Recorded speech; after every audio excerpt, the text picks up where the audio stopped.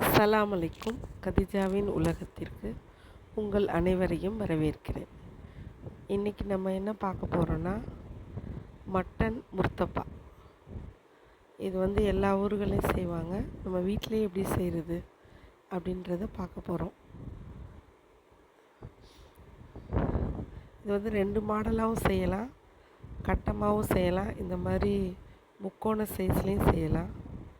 இது ரொம்ப கஷ்டம் அப்படின்லாம் கிடையாது, ரொம்ப ஈஸி தான். வாங்க இதை நம்ம எப்படி செய்கிறதுன்னு பார்ப்போம். இதுக்கு நார்மலாக நம்ம பரோட்டாக்கு மாவு பிசைவோம்ல, அந்த மாதிரி மாவு பிசைஞ்சுக்கணும். இப்போ நல்லா பரோட்டா சுடுற மாதிரி எந்த அளவுக்கு இழுக்கணுமோ அந்த அளவுக்கு நல்லா பெருசாக தேய்ச்சி இழுத்துக்கணும். அதே மாதிரி தான் பரோட்டாக்கு மாவு பிசைகிற மாதிரியே பிசைஞ்சு எடுத்துக்கிட்டு, அது கூட என்ன பண்ணிடணும், மட்டன் கைமாவும் கோஸும் போட்டு நம்ம கிரேவி, அதாவது வதக்கி எடுத்துக்கணும். வதக்கி எடுத்ததை இந்த மாதிரி தேவையான அளவு போட்டு கொஞ்சம் நல்லா பரப்பி விட்டுக்கணும். இந்த அளவுக்கு பரப்பி விட்டால் போதும்.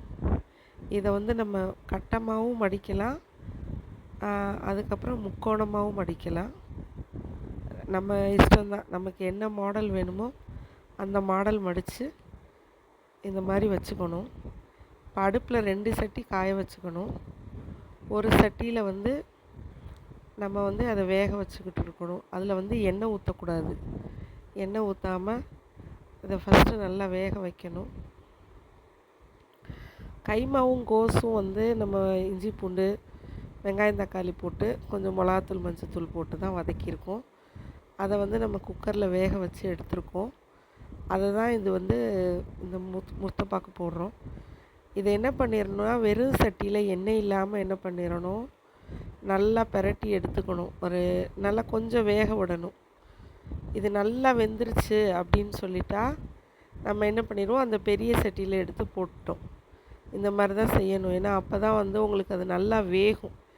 எண்ணெய் ஊற்றாமல் தான் நம்ம வேக வைக்கிறோம். நல்லா வேக வச்சுட்டு அதுக்கப்புறம் நல்லா செவக்க வெந்துடும். வெந்ததுக்கப்புறம் தான் இதுக்கு நம்ம எண்ணெய் ஊற்ற போகிறோம். எண்ணெய் ஊற்றிக்குவோம். இதுக்கு தேவையான அளவு எண்ணெய் ஊற்றிக்கிறோம். எண்ணெய் ஊற்றிட்டு அதுக்கப்புறம் அந்த முட்டையை நல்லா அடித்து வச்சுருப்போம். அந்த முட்டையை இதை மேலாப்பில் ஊற்றி 2 பக்கமும் தடவி விட்டுக்கிறோம். இந்த பார்த்திங்களா, முட்டை அடித்து ஊற்ற முட்டையை மிளகுத்தூள் போட்டு அடித்து வச்சுருக்கோம். அதை இந்த பக்கமும் நல்லா ஃபுல்லாக அப்ளை பண்ணிடுறோம். அதே மாதிரி பின்பக்கமும் அப்ளை பண்ணுறோம். இந்த முட்டையை நம்ம உள்ளே வச்சும் மடக்கலாம். அதுக்கப்புறம் திருப்பி என்ன பண்ணிடுறோம், வெண்ணெய் இந்த சைடும் 2 சைடும் வெண்ணெயை நல்லா தடவி விட்டு அதையும் நல்லா அந்த வெண்ணெய் போட்டும் நம்ம நல்லா ஃப்ரை பண்ணுறோம். அது இந்த மட்டன் முர்த்தபா அப்போ தான் நல்லா வாசனையாகவும் டேஸ்ட்டு கொடுக்கும். அதனால் வெண்ணெயை போட்டு நம்ம இந்த முர்த்தபா ரெடி பண்ணிகிட்ருக்கோம். இப்போ அந்த அடித்த முட்டையை சில பேர் என்ன பண்ணுவாங்க, உள்ளேயே ஊற்றியும் ஸ்டப் பண்ணி இந்த முர்த்தபா பண்ணுவாங்க. எங்கள் அண்ணன் ஒய்ஃபு இந்த மாதிரி தான் பண்ணிக்கிட்டு இருக்காங்க. அவ்வளோதான், ரெடி ஆயிடுச்சு மட்டன் முர்த்தபா. ரொம்ப சூப்பராகவும் ரொம்ப டேஸ்ட்டாகவும் இருந்துச்சு. நீங்களும் உங்கள் வீட்டில் செஞ்சு பாருங்கள். மட்டன் முர்த்தபா சூப்பராக ரெடி ஆயிடுச்சு. பாய். வீட்லேயே எப்படி ஈஸியாக மயோனைஸ் செய்வதுன்னு பார்க்கலாம். அதுக்கு 2 முட்டை, ஒரு 15 மிளகு, ஒரு 4-5 பூண்டு பல் போட்டிருக்கோம். அவ்வளோதான். இதை அப்படியே நம்ம எடுத்து மிக்சியில் நல்லா அடிச்சுக்குவோம்.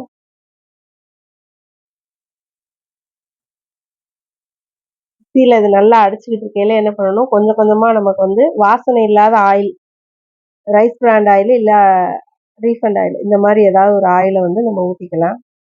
அது ஒரு கப் அளவு ஊற்றினா போதும். ஒரு கப்புனா ஒரு 100 மில்லி அளவு ஊற்றுங்க. ஊற்றி அதை நல்லா அடிச்சுக்கணும். அடிச்சிட்டாலே ரொம்ப ரொம்ப சிம்பிளாக ரொம்ப ஈஸியாக நமக்கு வீட்டிலேயே மயோனைஸ் ரெடி ஆயிடும். இதுலேயே தேவையான அளவு உப்பும் போட்டாச்சு. பாருங்கள், மயோனைஸ் நமக்கு ஃப்ரெஷ்ஷான மயோனைஸ் ரெடி ஆயிடுச்சு. இதை நம்ம எல்லாத்துக்குமே நம்ம யூஸ் பண்ணிக்கலாம்.